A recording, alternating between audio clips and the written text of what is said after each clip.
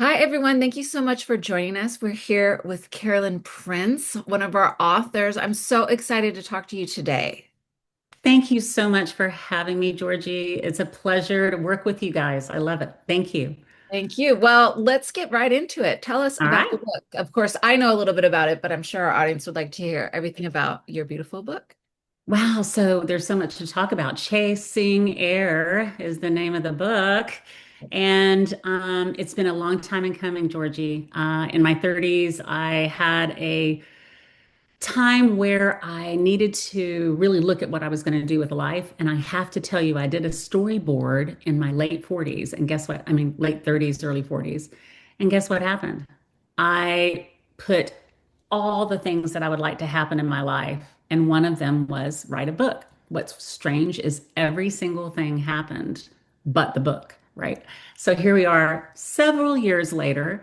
And I started looking back, going, wow, I think this is a story. I think it is, narrative fuel, right? So the book is loosely based on my experience in life and thought it would be possibly interesting to others how we get through difficult times and how amazing the human experience is and how we can get through things. It amazed me how I got through the things I got through. So I thought it would be inspirational to others, and I said, okay, we're going to do this.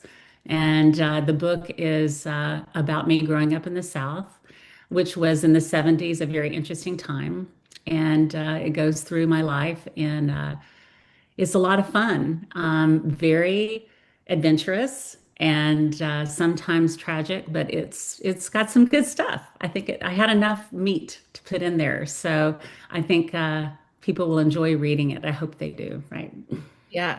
So when you say that you had it on your vision board, which I was just reading about that and watched a documentary on putting Really? everything up there. Yeah, like the house and the car and the, Right. relationship. Yeah, yeah, yeah. I've never done it, but I did it just recently. I was hearing about that. But when did you start to notice that you wanted to write a book or writing stories? Like, did you grow up writing like little stories when you were a kid, or is this something when you were older with your job? That's kind of funny, making up stories when you're a child, right? My dad was a great storyteller, but his were hilarious. They were so much fun. And I was in theater for a while. Okay. So stories became a part of, acting out those stories I really enjoyed.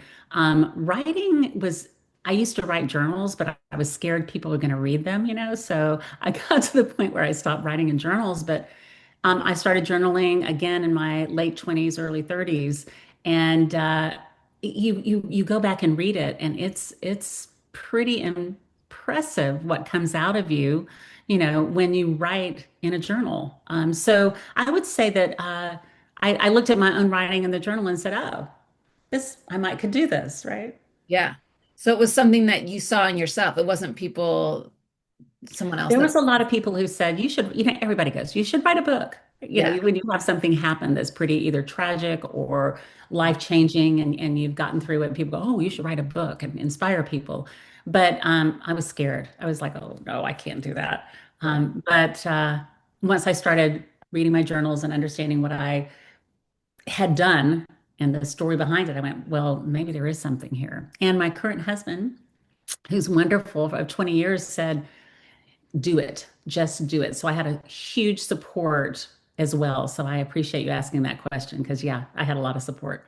Yeah. Well, gosh. And it's a marathon, not a race. That's for sure. Oh, yes, definitely. Yeah. Definitely. The whole writing process, as you know. I mean, even though, well, my next question was to ask you about what you were looking for in a publisher, but I think it's this is a good point too, because people think, oh, I want to write a book, but it takes too long. Or they like want it out immediately. And at Girl Friday, Yeah. it's kind of in the middle. Like sometimes it can be, I mean, we've done books pretty quickly, like 6 months, but typically it's about 9 months. Yeah. Yeah. So from a publishing perspective, you guys, it's been a great process, Mhm. right? Because that support was there, right? So from a writing process, it was 4 to 5 years, but Wow. pandemic happened, right? Yeah. So the pandemic gave me time and space that I not asked for, but Yeah. given. No one did. No one did.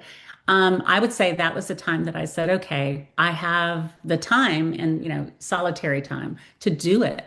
Yeah. And it took a long time because, it's a novel. It's not actually based on my life. So I had to be very careful it's fun to weave a story of your life that you can change. It's so Yeah. much fun. And it's really, really a lot of fun.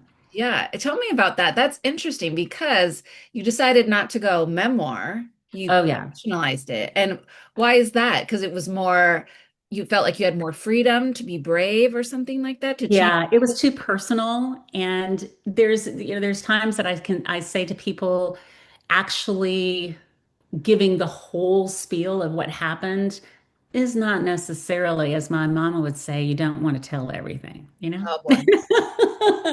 Yeah. So, and being able to make it a narrative and a novel was so much more free, and you had a lot more freedom, Mhm. right? I didn't have to be verbatim, every person, everything that happened. I was able to have freedom, and that was very, very helpful in the process, I will say. Yeah. Yeah. And how was the process? And what would you say to someone that is a new author that's like, oh, I want to publish a book, but I don't know where to begin? Because there's a lot of options. You could try to go the traditional route, which could take years, Right. because of course you got to give Yeah. them something. And so what makes you what do you think is the best part? And quite frankly, I'd like to hear the worst part too. Like what's something that you didn't expect and that was kind of a pain in the neck, or is there anything? Based on my subject matter, it was more emotional probably, but then again, what comes out of you in writing a book, I assume whether it's part of your life or part of your brain, it's pretty emotional, right? So both in the writing process and in the process of getting it out there, it's kind of funny. I was saying it's like jumping out of a plane Oh and you boy. pray the parachute opens on the first page, right? It's like you really want it to resonate from the first page on. Yeah. So it's scary because Yeah. you want to grab, there's just all kinds of things in writing that you have to think about. And it's not just blurting it out. So I think there's a lot of thought that you need to put into it. There's that I didn't realize. I thought I could just spit it out, right? Yeah. Yeah. And then from a production perspective and in getting it out there in the world, um, it's like sending your child to kindergarten and hope they get invited like to the parties and stuff, and people Right. will see it. Yes. Yeah. um, so yeah, it's a long process, but I think discipline, try to keep the emotion out of it as much as you can to say, listen, trust your voice, go forward, do the tasks that you need to do because I've been in business a long time, so project planning was part of this part of this for me, right? I've got to Sure. plan this out and make sure that I do the things I need to do, and that's where I am now in trying to get the book out there, which is proving to be challenging, and I'm going to need some help with this too, right? Oh, for sure. And I think a lot of our authors actually enjoy the editorial process because it makes your writing better and you Oh, have like a yes. little coach and an editor and that sort of thing. And then it's the marketing, sadly, which is of course where my team comes in. Yeah, That's yeah, probably you the guys are most wonderful. frustrating. Yeah, that it's the most frustrating because there's so many books. But how was it? Because it is such a deeply personal book, even though it is fictionalized. What was it like? You said it's like sending your kid off to kindergarten, but you've been writing it for 5 years and then you send it to someone and you're like, what do you think? But oftentimes, we are approaching it, our editorial team, that we just want to make it the best as possible. And was that easy for you, or did you like to reject the edits? Because you can. I mean, You know what? It's wonderful to have someone else that is experienced, has yeah. seen, I always believe in I don't know everything. And Mhm. I work with professionals that understand and see it every day and know what to do. And it made me feel so comfortable that you guys were there. And the female group that does it is just fantastic. But I have to say, we went through a cultural review, for instance, and when you grow up Oh, in the South, you can imagine there were some cultural parts of the book that may have been sensitive. yeah. It kind of hit me, right? Because it was normal to me that there's cultural issues all over the world, and but the way that you presented it, the way that the team presented it to me made sense, right? Yeah. So it's something that I really never would have thought of because it was, I was used to it. It was my life. I knew what was going on. But I really appreciated the third party perspective and was very comfortable with it because of you guys. I'm not selling you or anything, but it was really a good process. Well, I It love really, that you brought that up because I think sometimes people get a little when they hear about that we do that, and it's called a couple different things. It could be called a sensitivity read, cultural there read, you go. that sort Yeah. of thing. And you feel like, what? My book isn't offensive. But then, yeah, it Oh, yeah. something small or maybe like a phrase that's like normal to you. I'm not talking the big ones, but like Yeah. something that would be smallish in there. Yeah. Usually people feel a little worried about it. And, I say to clients, I don't do them, so I don't know a ton about them, but I do think we're all just here to make it better. You don't want to Yes. put it out there and then be like, oh my God, I had no idea. It's like going to a restaurant, you had something in your teeth the whole time and no one told you. I know. Exactly. Yeah. Thank you. People need to always tell you when something's in your teeth at a Please. restaurant. Thank you Yeah. so Please much. tell me what's in the teeth. Right. Exactly. Was there a part now? Your cover is so beautiful. When I saw Thank it, I was you. like, oh my gosh. So how was that process? Because authors often get really excited about the covers. Okay. So that's an interesting question because my stepson has a friend that is an amazing artist, right? And so the first thing I thought I was, could you help me with the cover, right? Before I even engaged from a publishing perspective. Right. And his cover was stunning. However, when we went to the process of, publishing, I got a lot. That was probably the biggest thing that said, we're using it online now, Yes. but the cover that you came up with had more movement in it, had more mystery in it, Yeah. right? And gave it a broader perspective than what I had thought we created, that I thought was beautiful. But that was so heartwarming when I saw it. And of course, I was had tears and everything when I actually saw the cover of the book and then the interior and the back. And it was it was scary. My heart, even right now, kind of sinks. It's just like, oh my gosh, it's actually out there. But everyone who's seen it that's close to me just loves the cover. Yeah. So, again, you trust your own voice, but I think you also need to find a partner and a publisher that you trust, Mhm. right? And I trusted the process wholly, and they took all of my ideas and did what they could with them, and it was wonderful. So. I liked that part. Yeah, it is gorgeous, a gorgeous cover. Well, I wanted to ask you, and keeping a watchful eye on our time with everyone, I Oh, wanted wow. to ask you what is next for you? Are you promoting Hmm. this book? Are you going to write another book? What's on the horizon? Thank you. So that's a good question. One of my sisters looked at me and said, "So when's the next book? I can't wait." And I'm like, "Oh Lord, are you serious?" Like, hello, it just came out. Can I have a minute? Really? Yeah. My objective from the beginning has been to get this to either film or Netflix like, because there's so many, I would say, vignettes within the book that you could go down and really make some good, meaty material. I believe that in my heart, and it's always been a part of it. And I've visioned that for the past 30 years, right? That's where it would go.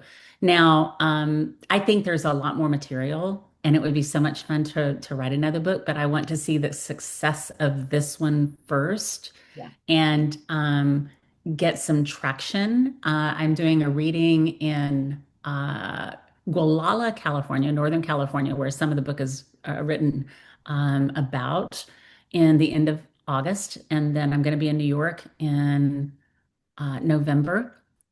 So, and we're looking at Carmel, where I'm located now. So it's definitely doing some readings, and definitely I want to get more of the social media out there. So I'm going to take the next 6 months and get those things in place. Take my time, be patient, and and do some bold moves in trying to get it out there in different ways. Let's put it that way. And then maybe a book will come after that. I don't know. We'll see.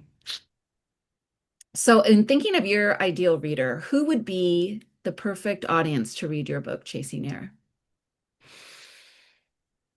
Interestingly enough, I think it has, like I said, vignettes that would touch many people, male and female.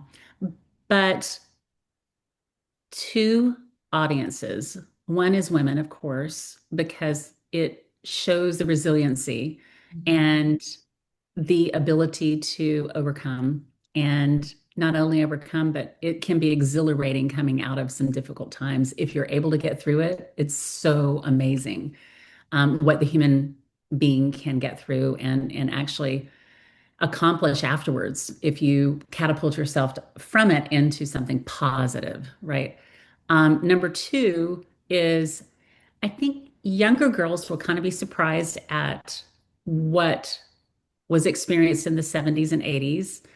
But what we're going through in this time is replicating that in many ways. So culturally, I think it's interesting to look at the past and see how it can be repeated. And then number three, those who are interested in adventure. So that could be younger adults, all the way up to, women in their 60s and 70s who say, okay, what are we going to do now? So I think it's a wide audience, but we shall see. Yeah, sounds like the perfect book club book, right when you were saying that. I was like, oh, Oh, yes. I'm looking forward to book club options. We put a kit together. You guys did a great job. And a dear friend of mine in Georgia does book clubs all the time. So I've been talking to her a little bit. So we've got some things on the burner for that as well. well, Caroline, thank you so much for your time. And tell us, the book is available everywhere books are sold online and also at the Four-Eyed Frog at Gualala, California. Is that It correct? is. It Oh my is. You got gosh. it. That's exciting. And soon to be everywhere. This Strand in New York, blah, blah, blah. That's my favorite bookstore when you go to New York. Oh, great. Okay. Got Yeah, it. we'll do that next. Okay. Thank Thanks you. so much. Thank you so much for having me, Georgie, and thank you for this interview. It means a lot to me. Appreciate it.